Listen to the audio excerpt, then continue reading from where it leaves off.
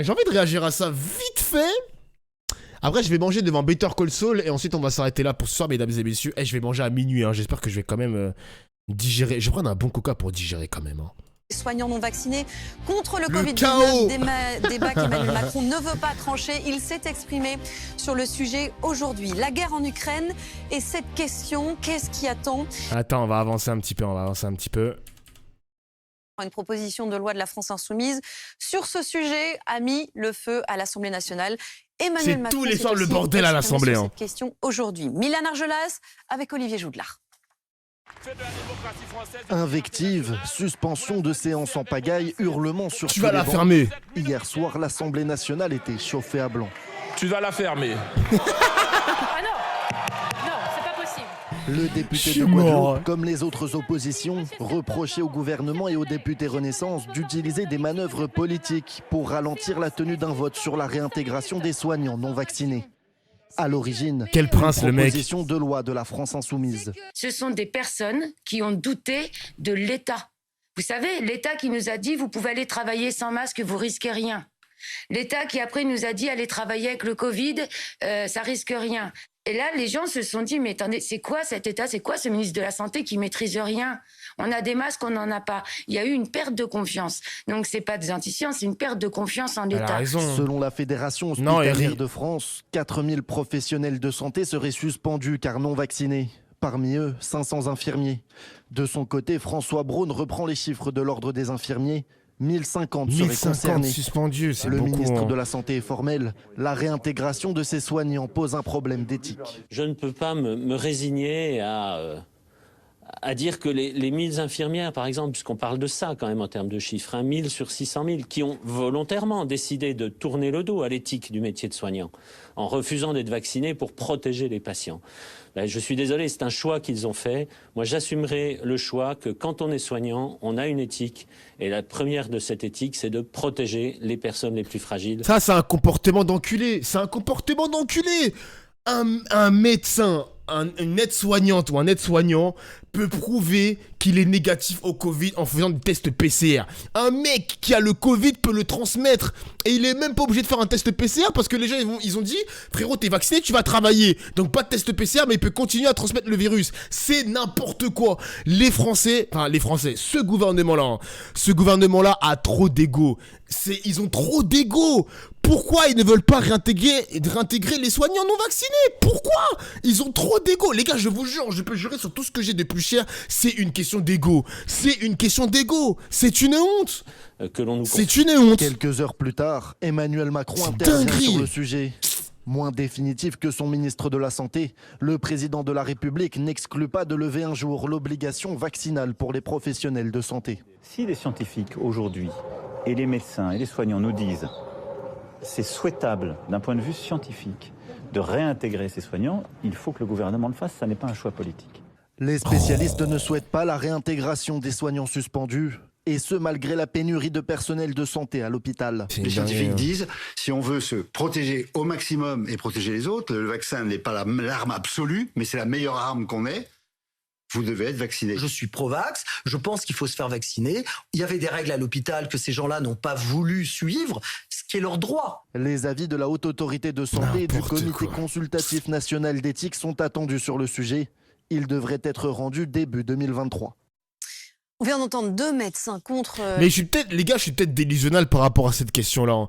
Peut-être que je suis délusionnal à dire que ouais, les non-vaccinés, ils peuvent le prouver en faisant un test PCR, etc., etc.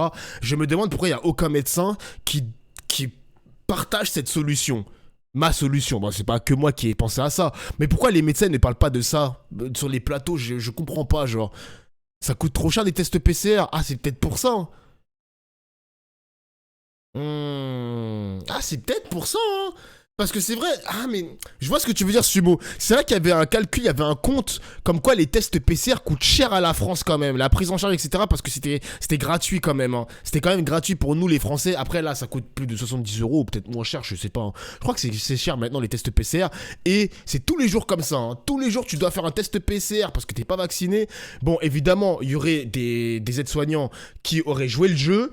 Mais je pense que l'État, bon, les prix, etc., c'est une folie quand même. Hein. C'est une folie. Hein. Et en plus, c'est vrai que c'est pas 100% fiable non plus, les tests PCR. Hein. La réintégration donc, de ces soignants non vaccinés, en voici un qui est pour.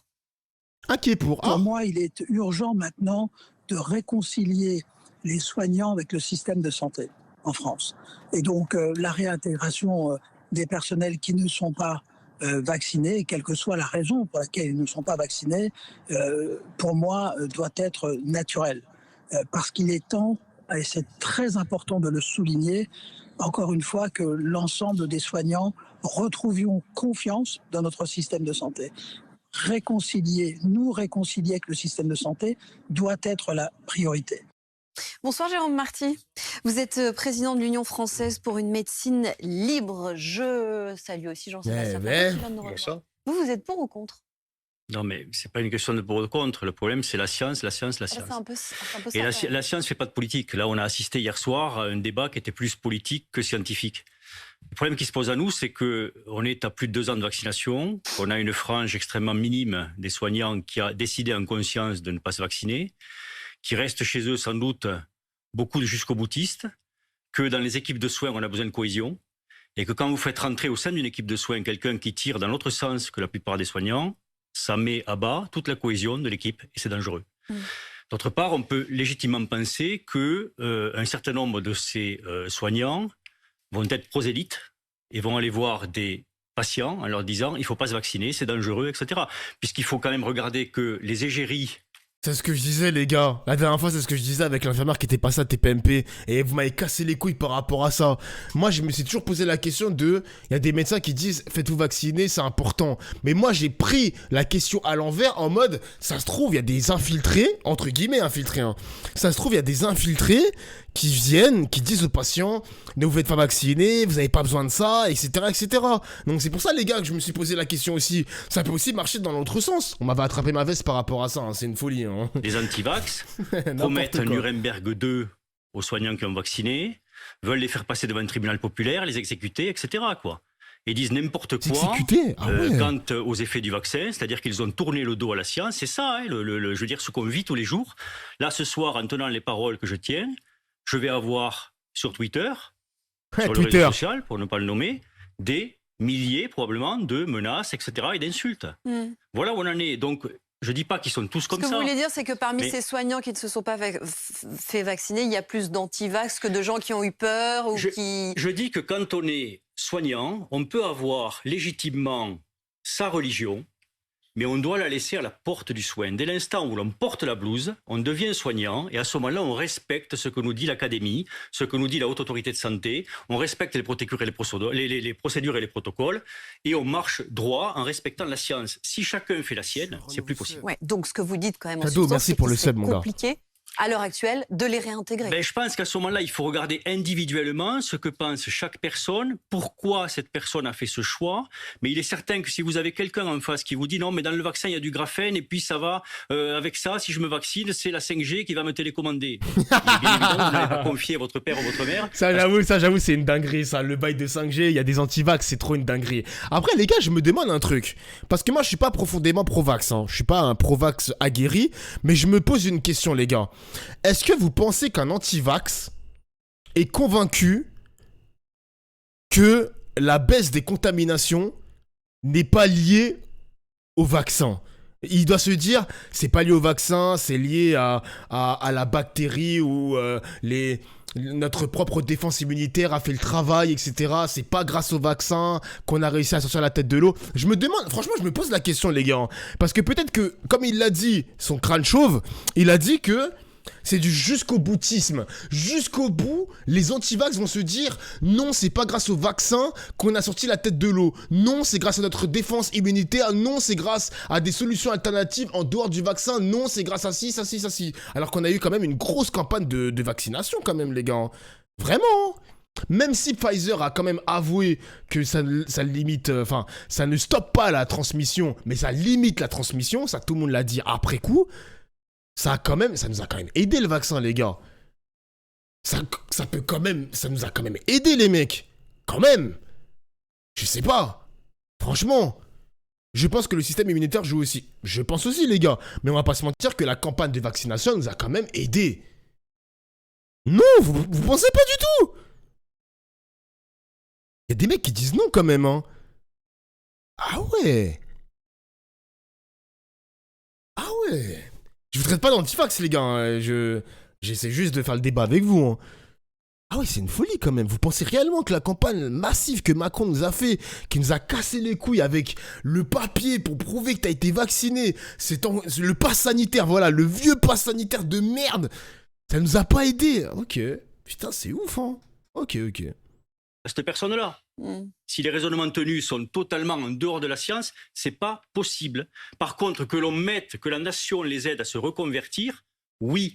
Mais un certain nombre d'entre eux, il faut le dire, avoir le courage de le dire, on tournait le dos à la science. Quand vous tournez le dos à la science, vous ne pouvez plus être soignant. Et vous en connaissez, vous, des médecins qui, par exemple, ont refusé de se faire vacciner et qui, aujourd'hui, regrettent, ont changé d'avis, ont envie de rebosser? Mais il y a 280 000 médecins, dont 220 000 qui pratiquent la médecine. Il y a 70 médecins qui ne sont pas vaccinés aujourd'hui, quoi. Donc, je ne connais pas parce qu'ils sont tellement rares. D'accord.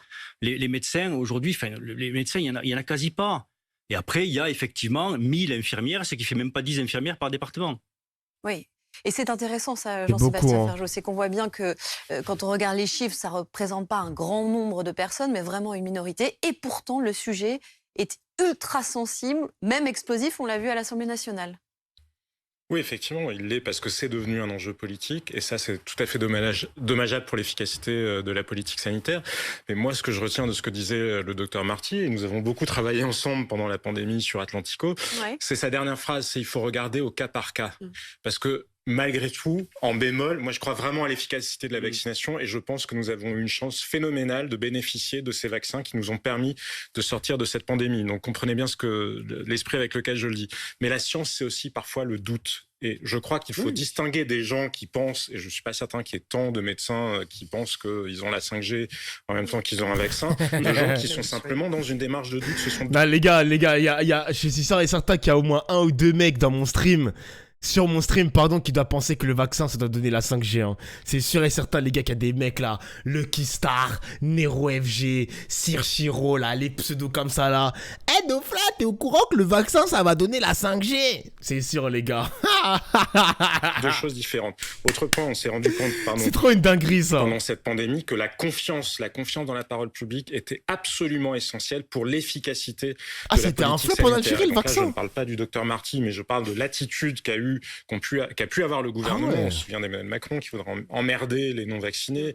La phrase, je trouve, de Sylvain Maillard était particulièrement malheureuse quand il parlait de complotistes, de propositions de loi complotistes et anti-vax. Non, je pense qu'il faut absolument, si on raisonne en termes d'efficacité sanitaire, miser sur la sérénité des esprits, d'autant qu'on le sait maintenant, les vaccins, et on le savait déjà, la réalité c'est qu'on le savait déjà à l'époque, les vaccins sont très bons pour lutter contre les formes graves de la maladie, mais ne permettent pas d'éviter la contamination. Vous dites qu'il faut fonctionner au cas par cas, mais ça veut dire quoi? Faire un entretien individuel pour chaque médecin?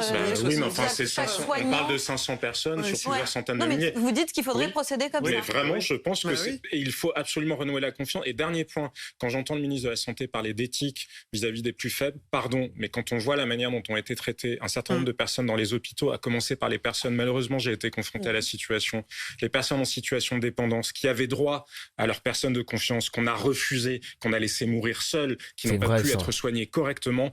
Pardon, mais je pense que le ministre de la Santé pourrait lui aussi avoir un peu plus de recul. Encore une fois, peu importe, il défend la position qu'il veut, mais je trouve que opposer comme ça, faire ce tableau en noir ou blanc, c'est indécent. Alors, ce qui est intéressant, justement, c'est que le ministre de la Santé est beaucoup plus catégorique qu'Emmanuel Macron. Oui, souvent on a vu Emmanuel Macron venir juste après pour se mettre un petit peu au-dessus de la mêlée et peut-être ouvrir un peu le jeu. Non, mais bon, il y a deux arguments qu'on entend contre la réintégration des soignants non vaccinés. Le premier, c'est ils vont donner le mauvais exemple, ce sont des anti-vax, et dans le fond, il y a un peu de procès d'intention. En se disant, et c'est pour ça que je suis assez d'accord avec l'approche au cas par cas, on n'est pas nécessairement un anti-vax convaincu et prosélyte parce qu'on a refusé la vaccination. Mais il y a un deuxième argument, qui est: est-ce que le fait d'être vacciné vous rend moins contagieux par rapport aux autres? C'est ça que nous a dit la science jusqu'à présent, et c'est là qu'on attend l'avis du conseil scientifique. C'est là où ça coince. C'est le cas, indépendamment du procès d'intention, indépendamment. En disant qu'il y a beaucoup de papiers qui expliquaient qu'on est moins contagieux. C'est pas qu'on n'est pas contagieux. C'est pas qu'on la circulation. Voilà, on ralentissait la circulation. Et ça, c'est un argument très important parce qu'on va pas à l'hôpital pour se faire contaminer. C'est là qu'on va écouter. Il y a un troisième argument dont il faut tenir compte, c'est que quand vous êtes chef de service ou quand vous êtes chef d'établissement, vous avez la responsabilité de vos soignants et de vos salariés. Et si vous avez un salarié qui n'a pas respecté la loi en quelque sorte et qui n'est pas vacciné et qui se contamine et qui meurt, c'est vous le responsable. Donc c'est un peu facile de discuter politique et de dire réintégrons-les, mais il faut regarder tout ce que ça engendre comme responsabilité autour, quoi. Et on comprend très bien, et si vous discutez avec des soignants, des équipes de soins, quand je vous parlais de cohésion tout à l'heure, la plupart des soignants ne veulent pas de gens qui vont détruire la cohésion, alors même que l'état de santé de notre système de santé est au plus bas actuellement, avec des soignants qui sont épuisés.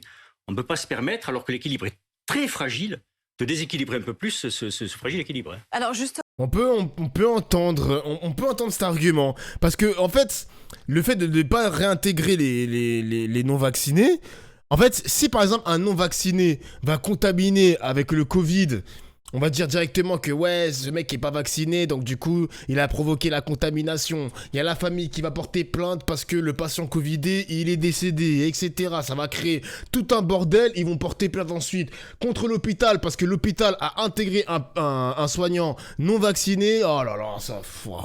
Moi, les gars, je comprends plus rien. Moi, j'ai quitté le monde de l'hôpital, hein. Ça va retomber sur le directeur et tout, les gars. Ah, c'est tout un bordel, hein. Parce qu'ils peuvent dire, ouais, frérot, tu fais un test PCR tous les jours pour prouver que t'es pas contaminé, etc., etc. Ils vont plus... Alors que le vacciné peut aussi transmettre le virus. S'ils intègrent le soignant pas vacciné et qui contamine un patient, ils vont casser les couilles aux non-vaccinés, alors que peut-être que c'est le patient, enfin c'est le soignant vacciné qui aura contaminé le patient. Vous voyez ce que je veux dire ou pas, les gars? C'est une folie, franchement, on marche sur la tête. J'ai mal à la tête. Et oui, je travaille à l'hôpital. J'ai travaillé au 15-20 et à la Fondation Rothschild, dans l'ophtalmologie, juste avant le Covid. Comme ça, je suis tranquille, voilà.